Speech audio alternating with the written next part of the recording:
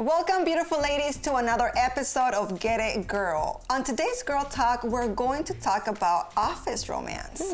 And on the couch today, we have podcaster Roberta Barcena and flamenco dancer Jessica Pacheco and musical duo Domino Saints. You don't want to miss it, so stay tuned because Get It Girl is about to start.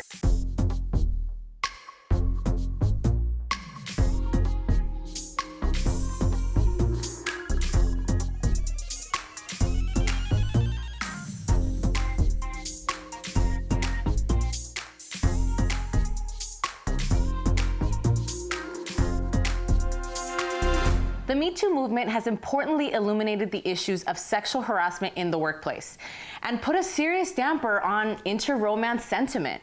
So, do you guys think office romance is healthy or should it be off limits? It's not healthy. Let's just break the ice. I know.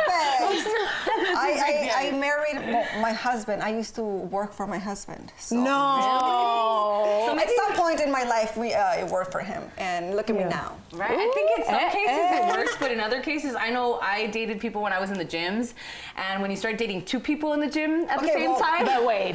Dos mujeres, pero fueron dos hombres. Dos hombres un camino. But that is just so much fun. I mean, you're around these people all the time, and you know, it does become easy to fall in love. One thing is, I think if you really love or fall for the person. Another thing, if you're just messing around like with a every coworker, then it's not gonna be good, you know, because obviously they're gonna be talking about you. Office romance, like a fling, doesn't work. I know. Because what if you get tired one day and you're like, it's just fun, and then like, no, I don't care anymore. Yeah. If you fall in love, well, that's maybe another. Yeah, well, that was the problem with me. I fell in love with one guy, and then I found out he had a girlfriend that was living in Texas for 2 months. So then I got really mad, and I started dating his boss. Revenge. And that was my revenge, and not a good idea, because then they started to argue. They ended up having to transfer them out of different gyms.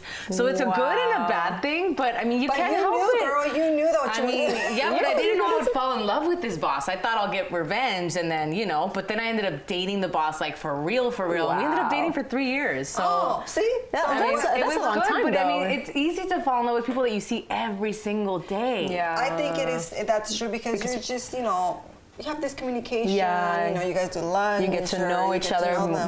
But you can jeopardize the job. Luckily, I didn't jeopardize my work, but they did, you know, because they had to then transfer to another. Let's blame it on the guys. I know, blame it on the guys. Blame it on the guys. I was just wooed by both of them, you know, and one of them obviously did me dirty, which that was really hard too. I liked that they made him leave, because knowing that he had a girlfriend for 2 months and I didn't even know this, I mean, that's where it can become telenovela. So what do you think? Should that, like, love in the office should be just banned forever, or, you know? I mean, now it's tricky with the Me Too movement, you know, dating your boss. It's like scary, now it is scary. And, you know, with women, you know, we could be so friendly sometimes, and sometimes the boss thinks that we're flirting with them, but really we're just kind or we're caring, and that could set off the wrong message and put you in a really hard situation, especially if you want to grow in the position. You know? I mean, when you're friendly, you have to be friendly, like, in a very innocent way, because if you just start flirting, then that just, you know, becomes a problem. Yeah. What do you guys think? Do girls harass the guys more, or the guys harass? I think it's mutual. You think it's mutual? I think it's mutual. I mean, maybe before there was more men doing it, but I think like now that higher positions, higher positions. like But I think bosses. now there's women in higher positions. There's more women in the work field now. So I think, you know, it's eventually going to start to balance itself out. So you guys think there's always like the higher positioned? Positions? Yeah. That harasses, like, because they have the power, or I something? think because of the power. You know, that power is always going to kind of put something in our head where we, you know, where we can do it. But I think women are smarter. And then men, you know, they lead with down there too easy. Us, we're smart. Astutas. Somos astutas. We're like calculating everything. Calculating everything, exactly. So I think more women will get away with it. Yeah. You know, and I think men love women in power. I mean, we shouldn't, and it's still wrong, thing. but I think more men like that. They love that powerful woman coming on to them versus also, the girl. There are like the girls or guys who know that, you know, the boss, you know, you can benefit from doing certain things, and then they're like, oh my God, like, he harassed me, but you were also Exactly. You know, taking it. It's so tricky though. Yeah, It's like, who can you tricky. listen It's to? really Who, tricky. I mean, it's so delicate, the whole thing. Like, It is. I mean, thank God I married before this whole Me Too movement. Well, ladies, we have to go.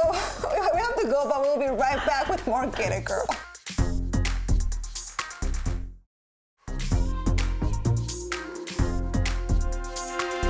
She is a podcaster, an activist, and co-founder of Hijas de la Luna.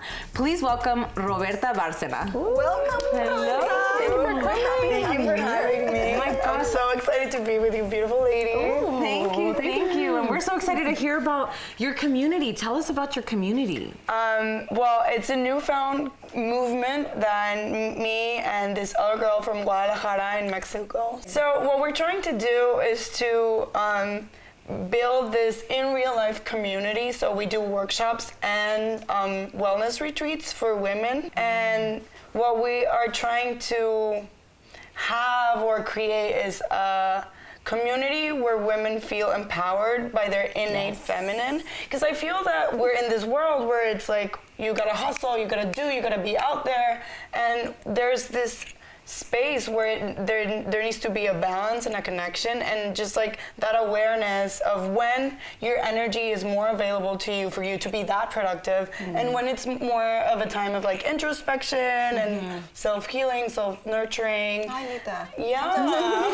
Sometimes I feel so unbalanced. I'm like, I know. help me, Lord, because I'm just like. and also about interesting. accepting the hormones that we have, because I feel like we suppress them a lot. We're Yeah, like, completely. no, but we gotta just take it in, right? Completely. And one of the biggest practices we have as part of the movement is embodiment practices. And what we do with that is we take in the breath work, and we take in our presence and our attention and bring it into the body and breathe it out as much as we can to let the emotions surface in our body. And because as well as like with hormones, with emotions, we suppress them because we're like in the hustle. I don't know if any of you guys are like moms, but then you have your kids and they're crying or they're like needing your attention, so you suppress whatever emotion you're dealing with. To deal with them. Yeah, It's to like, deal with they them need or your mama. yeah, exactly. And they do need you, and that's beautiful. But then we also need time to self-nurture and retreat, so we can give that back to our families Very and to our true. loved ones. I agree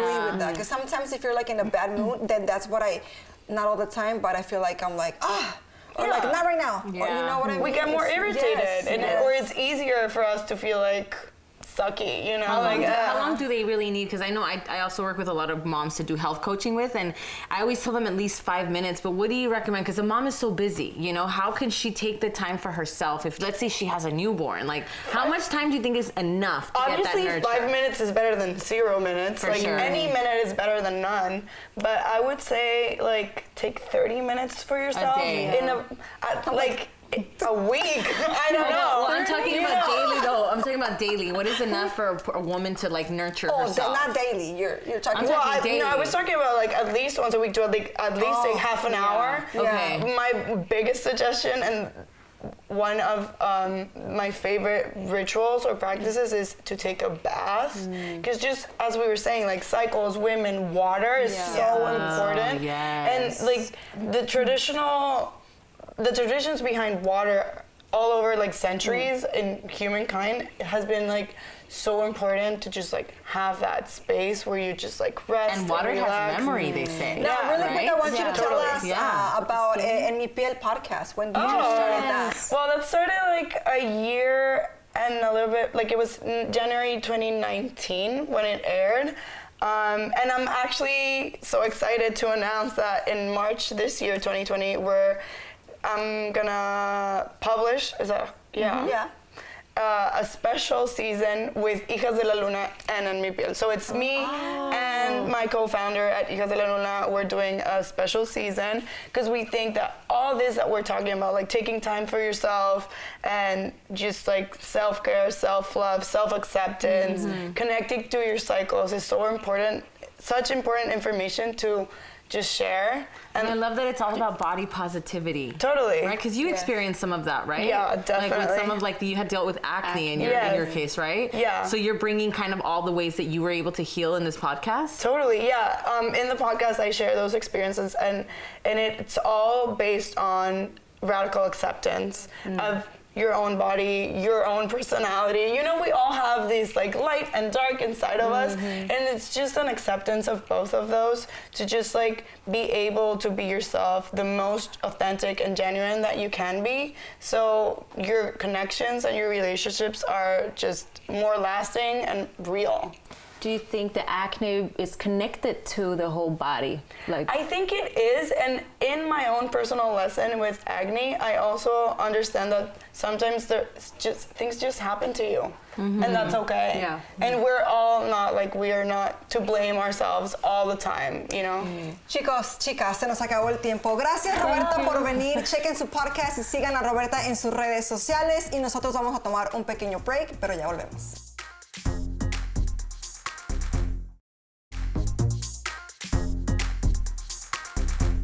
And we're back on Get It Girl with flamenco dancer Jessica Pacheco. Welcome, Jessica. Welcome. Hello, and I love your outfit. You just have the dancer spirit inside. Thank you. I had a little bit of flair in the sleeves. I was like, yeah, that's appropriate for the flamenco theme. Yes. How did you get into flamenco? Tell us the story. Okay, I'll tell you my life in 2 seconds flat. Yes. I was born and raised in Miami, Florida. My family's Cuban, but my great-grandparents are from the north of Spain, from Asturias. So that's where kind of the love for flamenco comes. My mom was a flamenco dancer in Cuba. Then she met my dad back in the day, macho cubano, and he was like, you dance no more. Ba, ba, ba, ba. It has a happy ending. Then I came along and I was like, guess what I want to be, Dad? A dancer. He's my #1 fan. He's my mom's #1 fan. My mom to the day still plays castanets around town in Miami. So yeah, you know, he changed, he evolved, as we should. And then, so me, when did I get into it? 10 years old, about 10. I started dancing when I was 4, doing ballet, jazz, that stuff. But then at 10 was my first trip to Spain, and I fell in love with the whole art form. And as soon as I came back, my mom put me in flamenco lessons. And at 15, I was in my first professional dance company. Wow. My goodness. You have it in your blood. The mix is just like you have to be a flamenco dancer. Right? Like, it's just in you. Definitely. Well, we always say like in Cuba, there's a lot of Spanish blood. We call it La Madre Patria is Spain.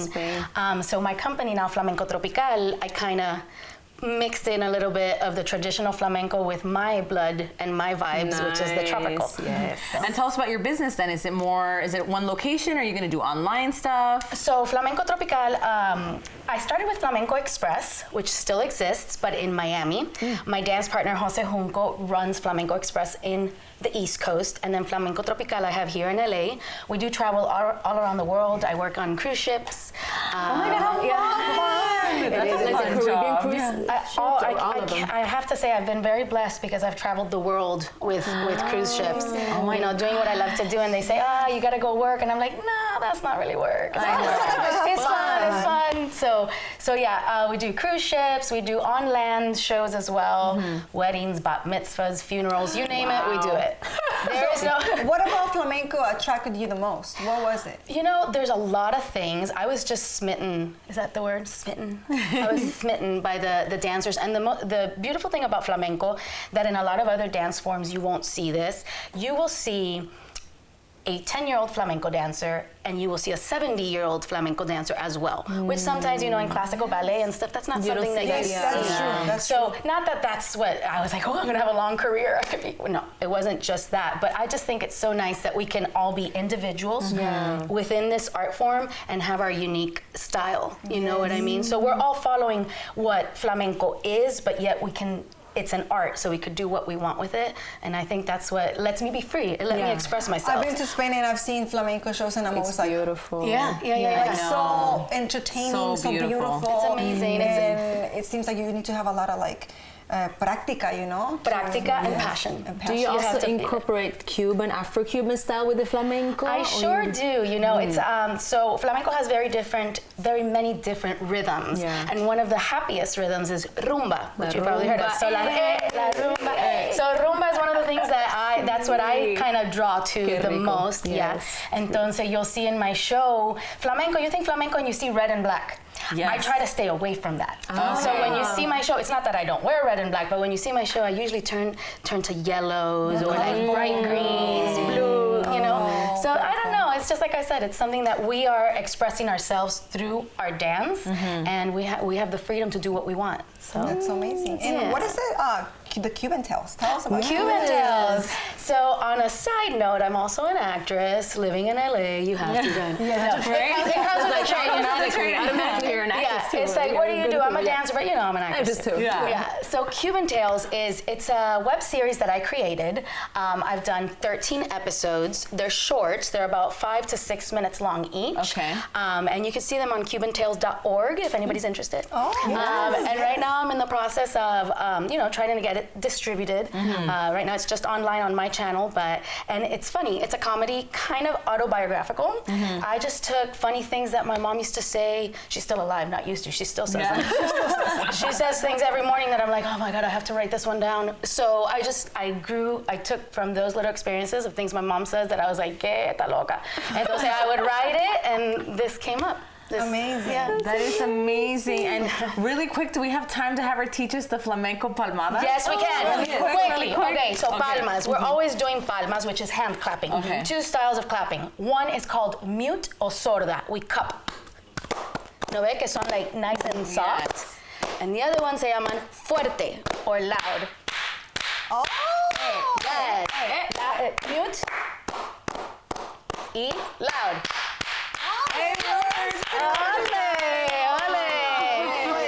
And if you like what you see in flamenco, we use the term ole. So I like you guys. 1, 2, 3. Ole! Thank you guys so much. Thank you, Jessica. Thank you. We have to take a quick break, but we'll be right back.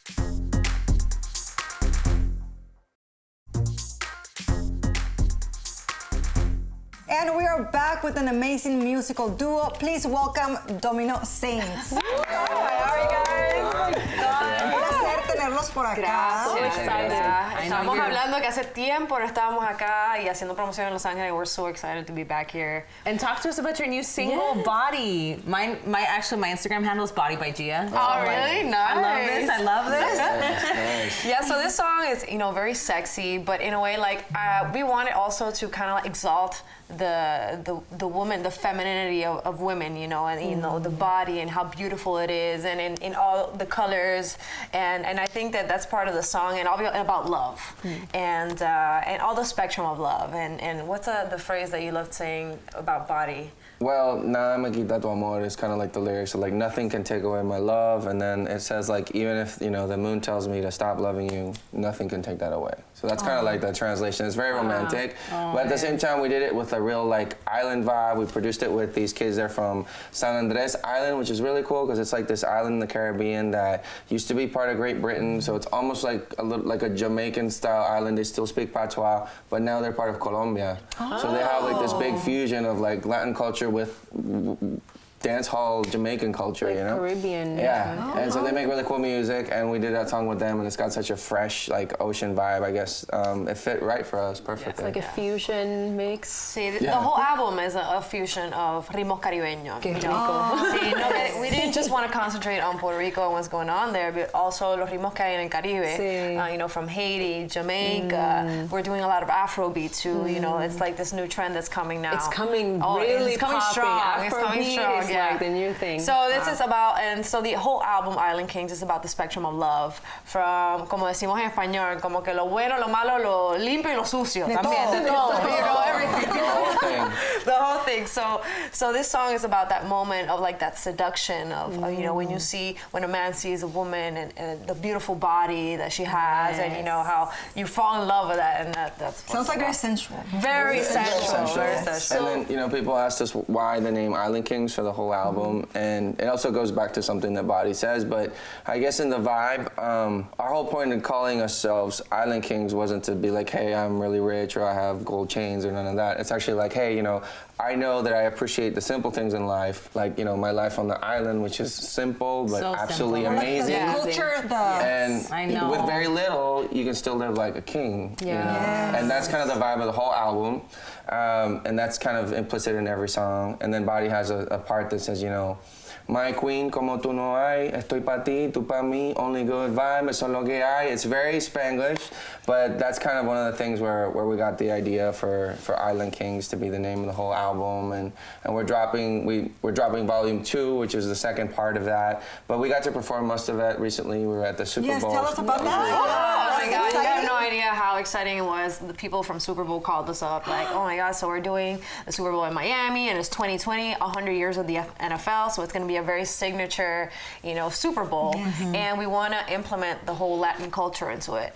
And yeah, we thought that you guys were perfect, bilingual, and you kind of like really represent Miami and everything that's going on. And we're like, are you serious? They're definitely calling me for us. It's like when they gave us the rundown of what's going on for the Super Bowl and seeing our name, Domino Saints, on Shakira, J-Lo, Kanye West. And I'm like, oh my God, we're there, you know? And it was it is such an historic Super Bowl. I mean, first time it's centered in Latin culture, and to be part of that, I'm super proud as a Puerto Rican. And what was your reaction though to like the negative comments that J-Lo I think it's ridiculous. I think it's ridiculous. There's always negative comments, and you can't, when people can't dance as cool as you, of course they're gonna hate. That's That's really it. I don't care. I don't honestly, I tell all my Latin people, it's like, yo, don't ever let, racism or discrimination, don't even let it affect you. That's just if you let it affect you, they win. Yeah, that is very true. If they want to be like us, when they learn how to dance like me, I'll worry about it. Exactly. When you know, you don't even say anything. Cuando se sabe, you don't even comment. That's true. So with social media, we have to be with tough skin. Yeah. Totalmente. And just be proud. Y orgullosa de quien tú eres, tu cultura, como mujer, como Latina. So I'm really proud of what J-Lo and Shakira did, and I think I'm proud for the Latino culture. I think 2020 comes strong. Yes, I know. It's an experience. I know it, and honestly, after that show, we've seen how everything, the doors have opened, and people are calling us for a lot of events. It gives you more energy, more motivation to keep going. And Latino's cool now, and I love being the fact that Latino is cool, which is amazing. But I think about, America's a melting pot, right? Yeah, it is. Latin culture is actually the real melting pot within America. It really is. We're the ones that culturally have a mixture of, European and Native and African culture, and we wear that with pride, That is very true. I know. Well, thank you guys so much. Sadly, though, it's all for today. Thank you, Domino Saints, for joining us. No, gracias a ustedes por todo, ¿verdad? Besitos a todos. And remember to follow us on Get a Girl TV and LA TV Network.